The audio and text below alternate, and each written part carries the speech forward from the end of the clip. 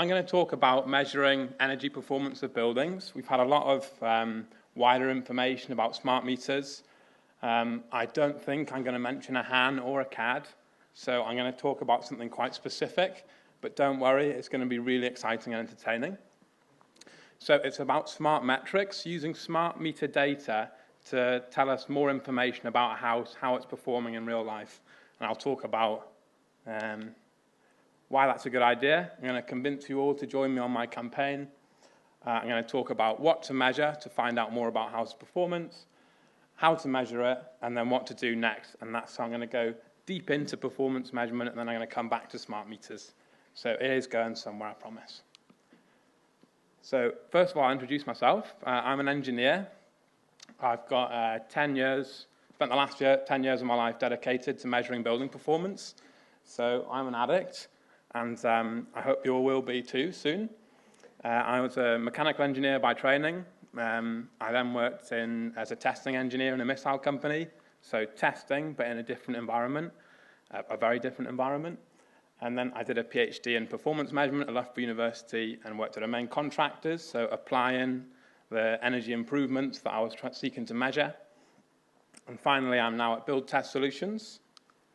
So Build Test Solutions is a startup company, and we're looking for new technologies to measure the performance of buildings. So you can see why I joined. They joined me in my obsession.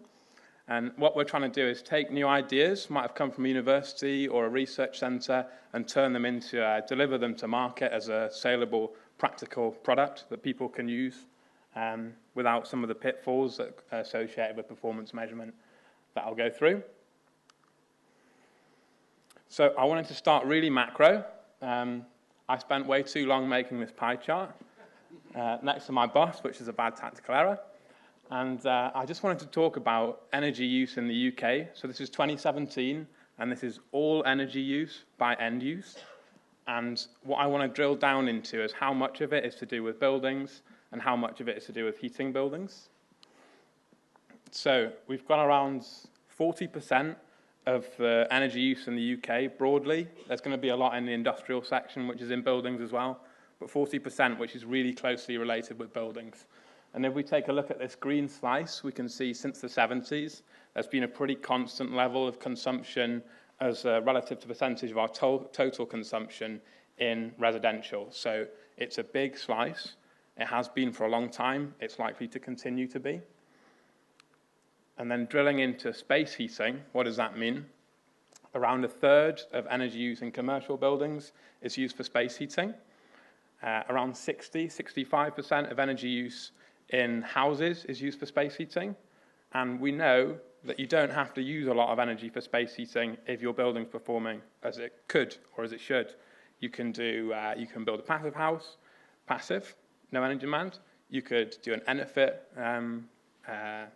retrofit, get down to a passive house in an existing building. They're quite extreme versions of retrofits, but there are other measures in the soup in between where you can drastically reduce that energy consumption in buildings. So we've got 20% of all of the energy use in the UK, which includes all of our factories, all of our transport, all of everything, is used for space heating just in buildings. Does everyone think that's a big number? No. You're ruining my presentation. Whoa, what a massive number. I thought that was a big number anyway.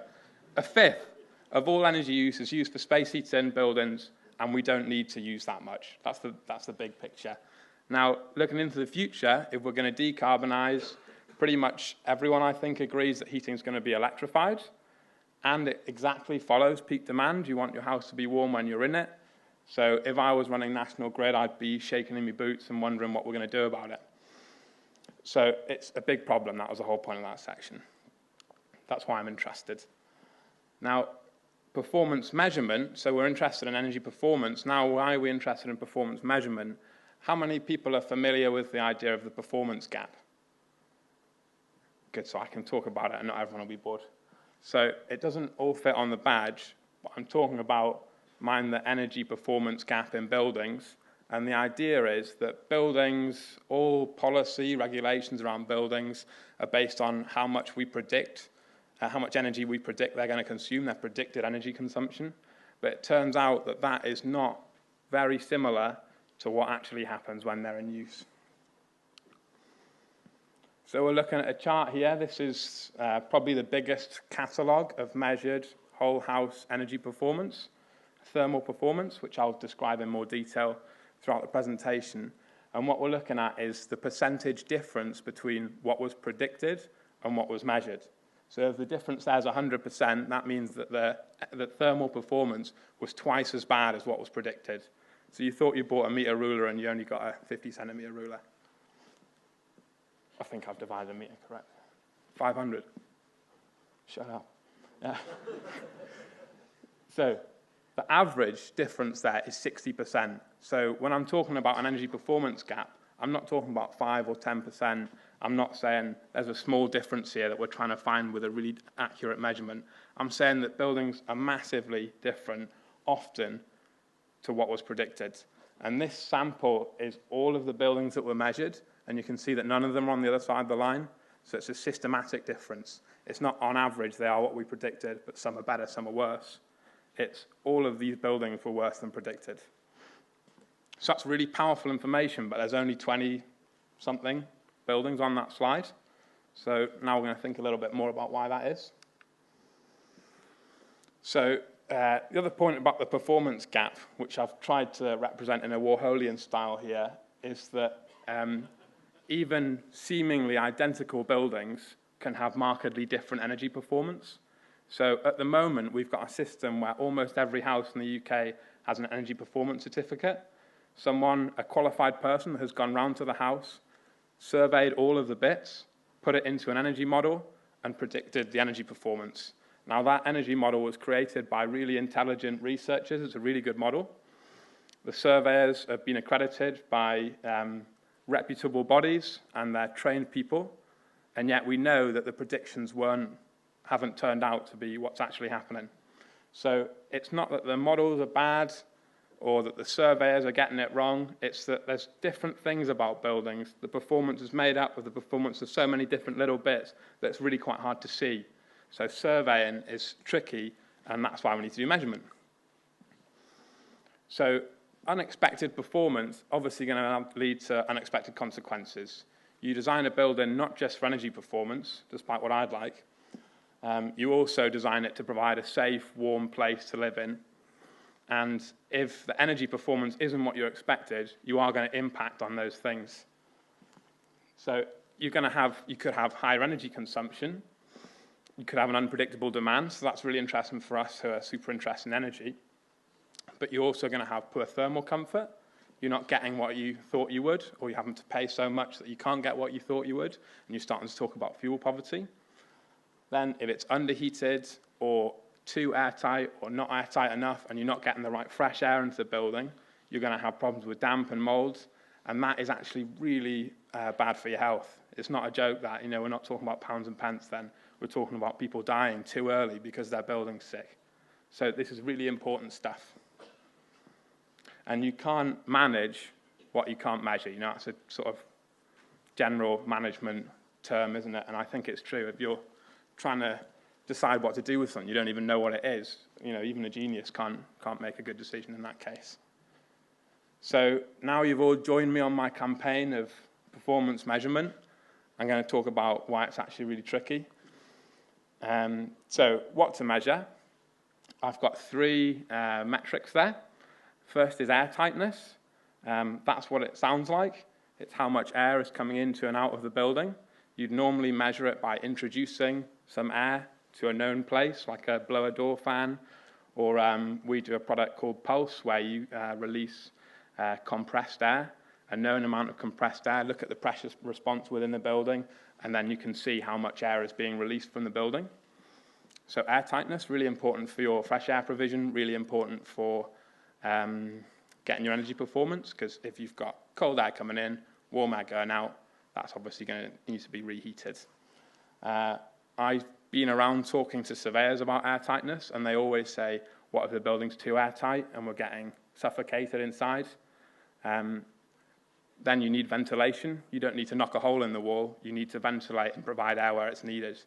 A bit of a silly approach, in my opinion, to try and live in a colander and then decide it's a good idea because we're getting fresh air in. Then elemental heat loss. So this is heat loss not by cold air coming in, but through the fabric of the building. So you've got heat passing through the wall, and a U value is the measure of how good the building is at stopping that happening. And finally, you've got what I consider the daddy measurement, and that's a lot of dad references this afternoon. That's whole house heat loss, so that's the sum of all those things. And I think that's a really key measurement to compare against your energy model and see. That's the one on that graph was, here's what I thought it was, here's what it actually is. So that's sort of encompassing everything. And that's what I'm going to get into more detail about. So to measure the heat going out, there's so many different little parts of that it's difficult to measure each one of them. So I've said that the difficulty with surveying was that you've got an energy loss through so many different parts. Imagine trying to measure all of those, it's tricky. So instead of measuring what comes out of our leaky bucket, our building, we'll measure what goes in instead. Then we'll apply a heat balance across the building, and whatever goes in must come out somewhere. So we know that energy delivered to heat to a certain point, we know the temperature difference, so we can infer the heat loss. Tricky thing is that buildings don't exist, apart from a couple of special buildings, don't exist in a temperature-controlled chamber without people in them. So our pure measurement environment, which I was used to in the missile company, doesn't exist here. We've got a messy environment with people coming in, opening doors, opening windows, using appliances, doing really irritating things like living their life, ruining my measurements. So the usual way to measure whole house heat loss is by a test called a co-heating test. And when you do that, you chuck everyone out, then you heat the house up to quite a high temperature, say 25 degrees with electric heaters. You trail sensors all around the house. This is my hallway when I was doing a co-heating test and sleeping in my garage 2 weeks ago. And you can see that it's completely impractical to be in there, even if I told you had to leave anyway. So not only do you have to chuck people out, you're not chucking people out for an hour or two. Because the building is outside and you've got the sun shining on it, you've got the temperature going up and down, you've got the wind blowing, you don't have heat simply passing from inside to out at a constant rate, which you can measure in a one-off measurement. You've got heat being stored from the sun, discharged, really messy environment again. So what you do is extend the test over quite a long period, say 2 weeks, and then you say, on average, the amount of heat rate, the rate of heat loss was this, and we'll take that as our measurement. It requires so much equipment that it knackers the shocks on your Ford Fiesta as well, so it's a really impractical measurement method. And for all those reasons, you're not going to do it anyway because you have to chuck people out for 2 weeks. But also, if you pay someone like me to come and do it, we're going to have to charge you something like £10,000. That would be a cheap rate to do this measurement. So on a wide scale, which is what we're aiming at, it's just not going to happen, even though we've decided that it's really important and we need to do it. So how to measure smarter, getting back to smart meters. Now we've got this data we've talked about being delivered to wherever you are. We've got smart meter data for your energy consumption. You don't need to go and do really careful measurements around electric heaters anymore. You can get that data from your smart meters. You've got weather providers that can provide you accurate weather data at lots of different locations. And then you've got maybe smart thermostat or something that's giving you temperature within the house. So all those measurements I was taking as part of the co-heating test and filling my car full of equipment to measure, they're now all available from a much easier source. Also, because I don't have to bring it with me, it's all there anyway, I can monitor for as long as I like pretty much because the data is being collected while people live their lives normally. So some of the things that made us extend the test, now we can extend the test almost infinitely. There'll be varying conditions, so we can look at heat ups and cool downs. We've basically got a load of data that maybe that can, instead of having the very high quality data, maybe the volume of data can start to overcome that and take a measurement of the whole house heat performance from that data less invasively, therefore cheaper, therefore available in more houses. But we've also got this problem with these messy pups in the house, open their windows. I've tried to represent that with a window in the bucket. It's really poor bit of PowerPointing. So we're going to need to put some filters on our data, look for times when, perhaps when there are no people in the house and apply a heat balance on that part. So we're going to have to get smarter with our data analysis to to get that measurement with the people in the house. So that's what we're doing at the moment. We're running a field trial with Salford as one of the partners in the project, and also Hildebrand, we're using their equipment. And we're also going to start working with Elmhurst Energy, who are the largest accreditor of EPC assessors in the UK. So we're going to start to, well, we have started. We have a product which measures HTC using this data, and we're currently doing a field trial. We've got equipment in 11 houses at the moment, and we've also done testing in the Energy House, and we've also done testing previously in 2 houses. We're taking a baseline measurement, comparing it to this smart meter-based system, and seeing if we can get a system to work, and the results are pretty positive so far. And finally, so we've had a really good presentations this afternoon thinking about how to use this data, what is the actual, who's the customer for this.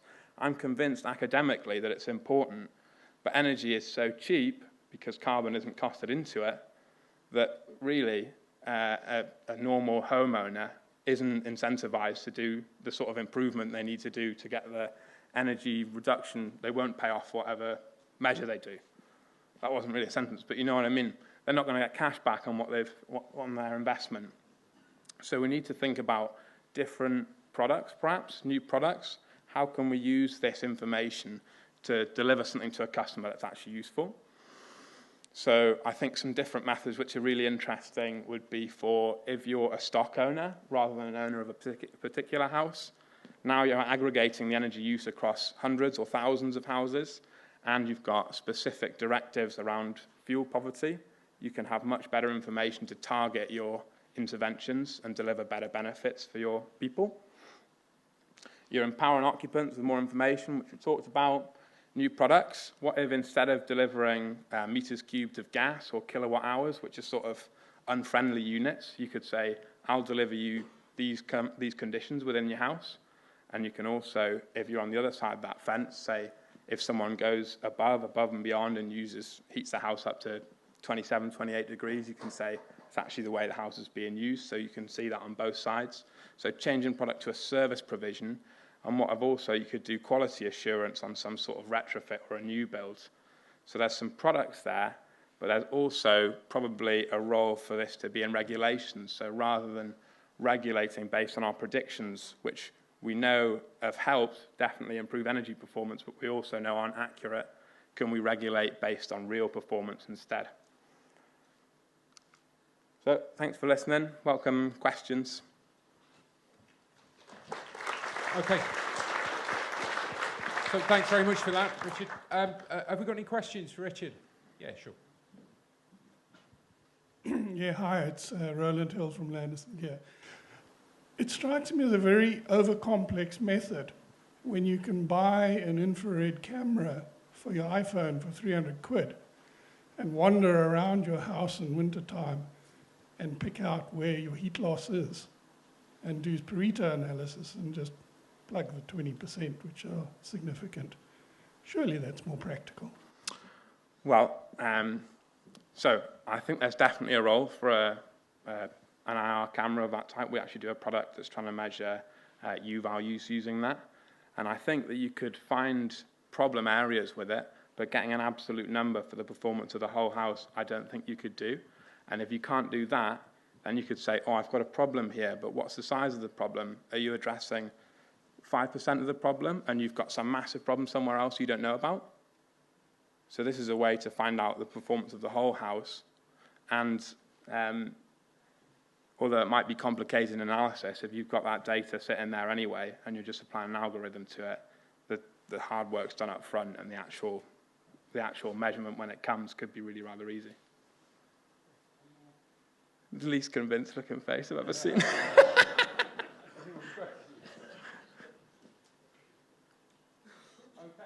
All right, thanks very much. Thanks.